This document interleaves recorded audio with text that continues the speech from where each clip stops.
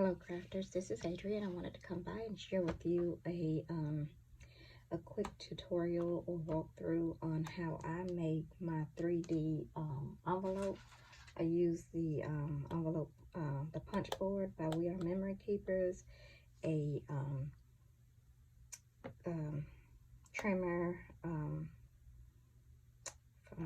using this one from Stampin' Up, score tape, scissors, craft knife, bone folders, pencil, and also some just plain cardstock. This is what the outcome is going to be. What I'll be making is the card as well as the acetate window envelope.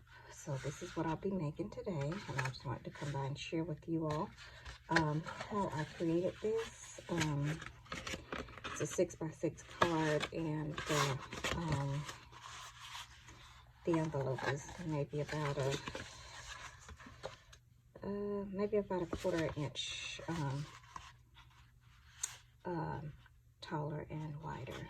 So this is what I'm going to be making today, similar to this, not exact, because I think I'm going to do a different type of card. But anyway, let's get started. First, I want to go ahead and create the card base. It's a simple card. Like I said, it is 6x6. I'm using 12x12 paper. The paper that I like to use is this Portobello. It's like 90, I want to say it's about 90 pounds cardstock. And it just works for me because I just have a lot of it in my stash, and like I said, it's very sturdy, so it works wonders. So let's start by using the scoring on my Stampin' Up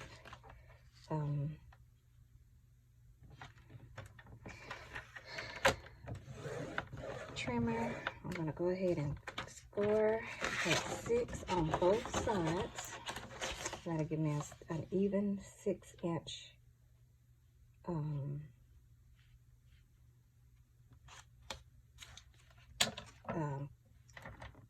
canvas here. So I'll go ahead and cut that down. I'm going to score that, not cutting yet. What I'll do also is I like to leave about 1/16 of an inch on both sides. Let me show you what I'm doing. I'm going to go ahead and put it on the 1/16, well, 5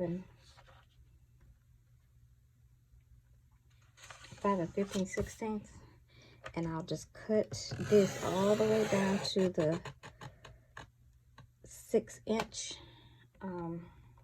notch here, and I'll take the other side. I'm gonna move my blade down to the bottom, take the other side and cut it out to about the same from the bottom to that 6-inch mark, and that'll leave me about 1/8 of an inch of border. Please forgive my hands. I've been painting this morning. It's early. It's like 6 o'clock in the morning here, and couldn't sleep. Thought I'd get up and do some crafting, so that's the reason you see covered in paint splatter, because I've been painting some shelves. So go ahead and cut this little bit off. I think I cut too much off, but that's fine. We'll make do. It actually works better. Gives it a better fold in the crease, so that works better for me.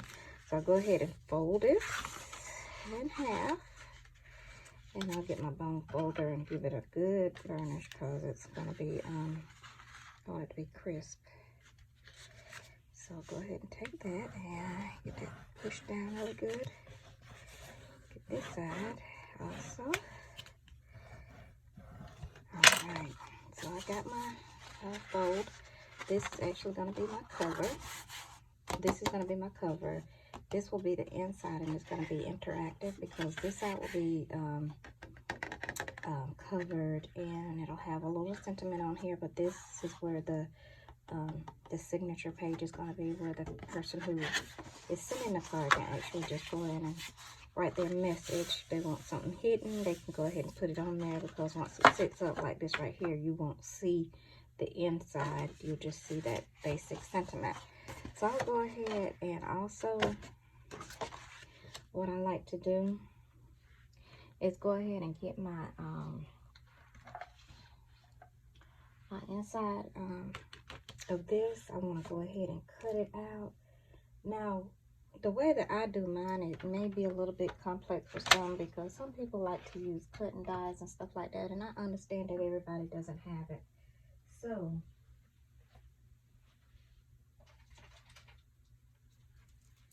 I'm going to use a simple way of just measuring, and I'm just using a new ruler because I can't put my hand on the other ones that I've already opened. Yes, I do. I found it here. Here it is. Just can't see it because it is hidden. All right. So what I like to do is go ahead and I'll take a 1/2 inch on all 4 sides of this cover. And like I said, the cover is going to be on the left side when you're looking at it. And I'm going to turn it over this way. And I'm going to mark 1/2 inch all the way around. All right, so give me a moment. Let me take care of that. I'm going to do 2 little ticks on each side.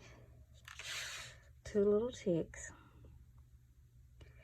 so that I can join them and make a perfect 1/2 inch border around this card.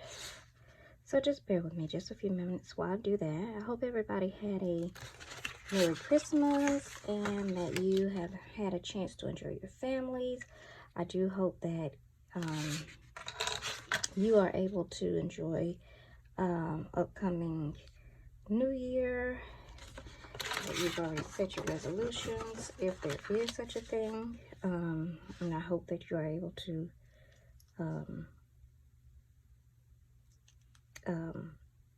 just enjoy yourselves, enjoy your family, and spend time with the ones you love. So that's what I look forward to on the holidays. All right, so I've gone ahead and marked my ticks. What I'll do is go ahead and make a line just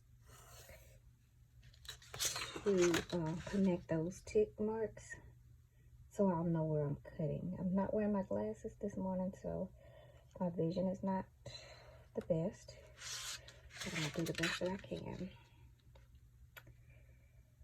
I'll do the best that I can. And everything just lined up. I know I said I was gonna do it light, but yeah. Number 2 lead pencil won't allow me to do it lighter. So with that being said, I got my cutting marks. So now I can bring in my cutting tool here, and I'll go ahead and put my ruler down on those lines that I created just for my visual, and I'll go ahead and start cutting those out. I'm going to do hold the ruler down really tight so that way it doesn't move, which mine did, but that's fine because I think I got a clean cut with that first. Okay, with that first cut, so that's good. Let's go to this side. And this is just a quick and simple way of making a card base. It's up to you really how you want to decorate it. And even with this style of card base, you don't necessarily have to do a 3D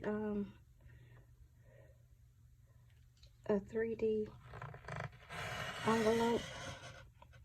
But I am trying to use up a lot of my stash, and I do have a lot of paper flowers and bling and ribbon and stuff like that. So this method is helpful for what I'm doing with my cards. So if you do decide that you want to make this, yeah, it's a simple, nothing really you need to do as far as getting it a machine or anything like that, unless you want to do like embellishments and stuff like that. But I find this way of kind of just using the tools that I have, basic tools, is actually helping me. Not everybody has the scoreboard and stuff like that, but you don't necessarily have to have it. If you have a good ruler, you can make these tick marks and just score it using just a regular stylus and a ruler. So here's my card base, almost done. I do need to cut my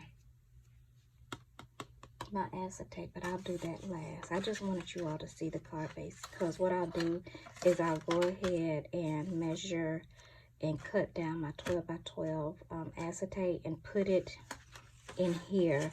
I use the score tape to get it affixed here, and then I close this down because I'll affix it on both sides and it'll just be a window. What I'll do with here is go ahead and mat it with some pattern paper, and on this side what I like to do is trim it like in a gold and then put the white paper on top of it, or even this scrap on top of it for that purpose, and maybe do a cutout or something to simplify it. I'll go in and put in some greenery or whatever, flowers or whatever that I'm going to use on the base as well. So let's just get to, now that we got the base completed and I've given you a brief description on how I would make the card, let's go ahead and get to the envelope. Okay, so the envelope, like I said, is going to be about 6 1/4. So according to my punch board directions, I want to cut the paper 9 3/4 squared. So I'll go ahead and get my cardstock and cut that down to size. And 9 3/4. I'll go ahead and cut it on my cutter.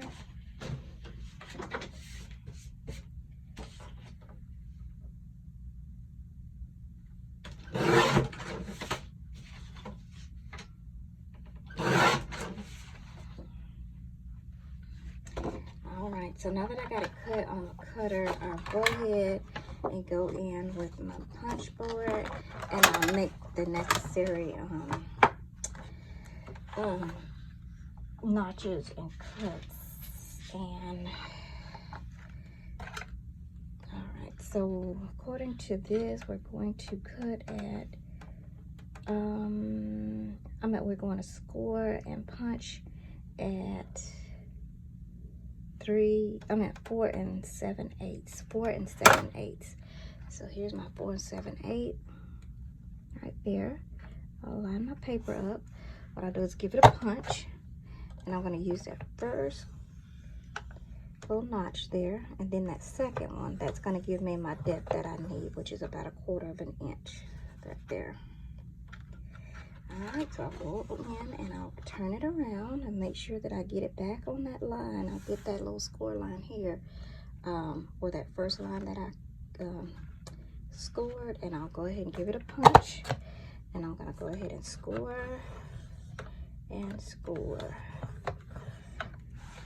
So this means that I can't over embellish my card because I only have this much working space, that little 1/4 inch, so which is perfect for some of the flowers that I use. They're not bulky, but they do jazz up the card. So we're looking for just a little wow factor when it comes to decorating.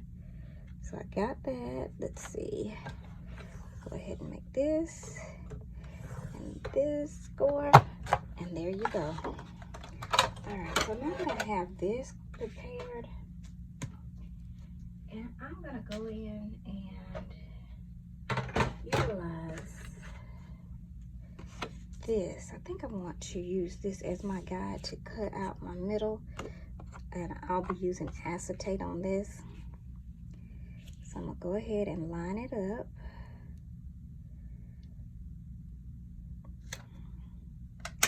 And I like to use just a small piece of score tape to secure it down. Just to secure this down so that it won't keep moving around on me. Once I find the place that I want it to be, I'll go ahead and add my score tape to that. And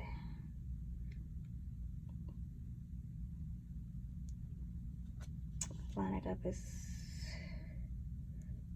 best as I can.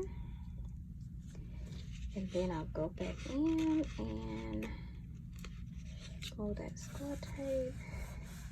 It's gonna hold that down for me so it won't kind of slip away. I'll go ahead with my score with my little knife and I'll cut around that piece of paper, leaving that border there.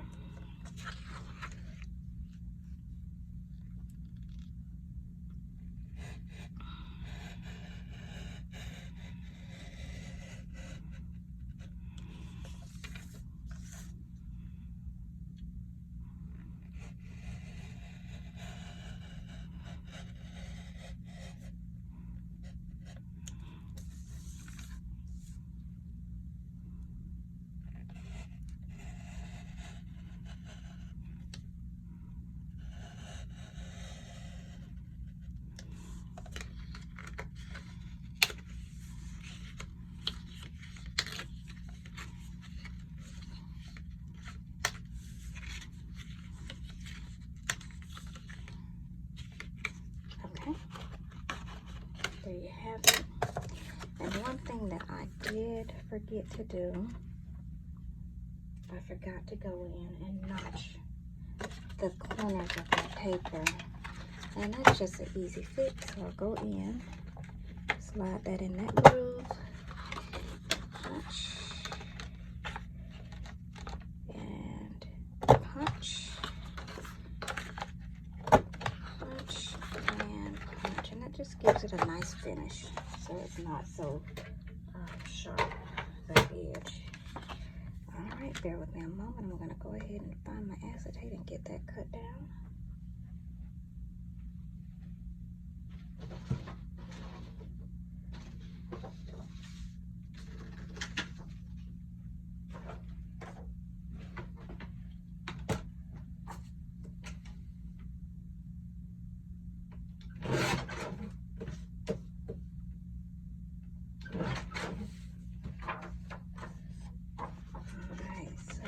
Found a piece of acetate. It's about 6 by 6, so I'll go ahead and tape that inside here, and I'm going to use this score tape to do so.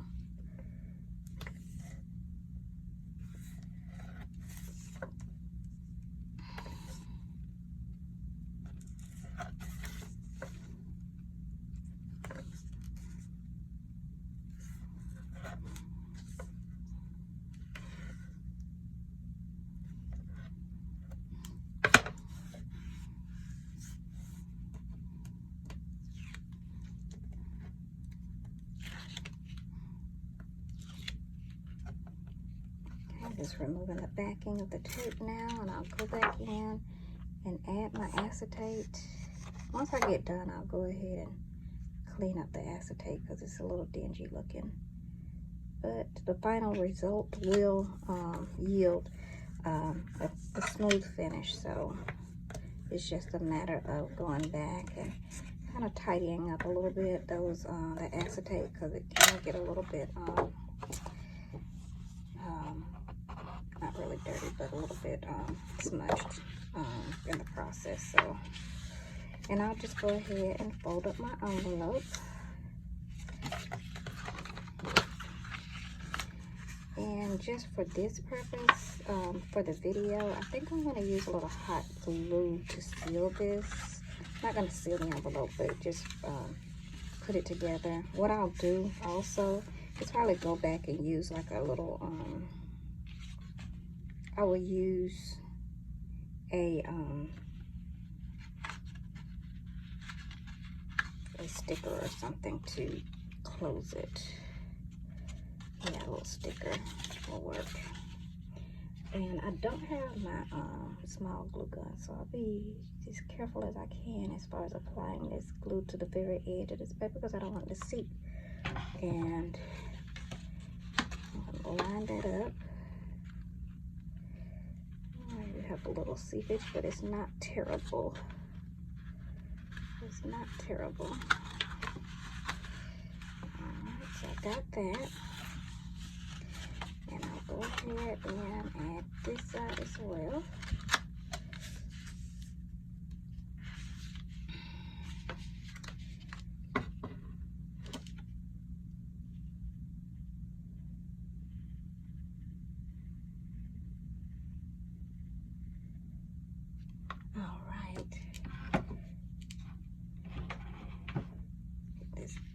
secured before it dries up on me. I'll make sure it is, try to make sure that it is squared up. Got a little seepage there, but that's fine. All right, it has come along very well. I'll go ahead and end this, and here you have it. Here's the envelope. Here is the card base. And here is a finished project. If you want to see it again, I can pull this out so that you will see this card all dolled up and completed. Die cut journaling page, interactive 6x6 card, 6 1/4 by 6 1/4 envelope with a window, a little decorative, and you can make that yourself. So thank you so much for stopping by my channel. I hope that you were able to learn a new technique, or if it's something that you have already done or seen done before, hey, continue to make your cards and just push them out.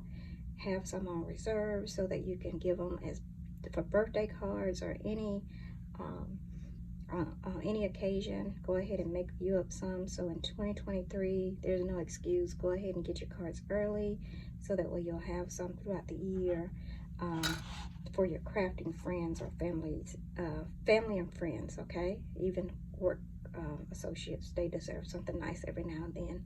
All right, well, thank you so much for stopping by my channel. Have a wonderful day, and again, happy crafting. Bye.